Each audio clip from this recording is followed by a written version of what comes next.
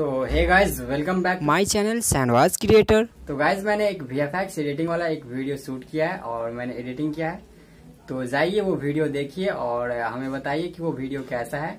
और उस वीडियो में मैंने सुपर हीरो आयरन मैन वाला जो वीडियो है मैंने शूट किया है। तो आप हमें कमेंट करके बताइए कि वीडियो कैसा है। और अगर आपको ये वीडियो पसंद आता है तो मैं इसके ऊपर एक ट्यूटोरियल वीडियो बना दूंगा जो कि आप भी उस टाइप का एडिटिंग सीख पाएंगे। तो वीडियो में बने रहो और देखते रहो ऐसे ही शाहनवाज क्रिएटर यूट्यूब चैनल। तो पहले जाइए वो वीडियो देखिए, उसके बाद आप हमें कमेंट करके बताइए कि आपको वीडियो कैसा लगा। तो जाइए पहले वो वीडियो देखिए।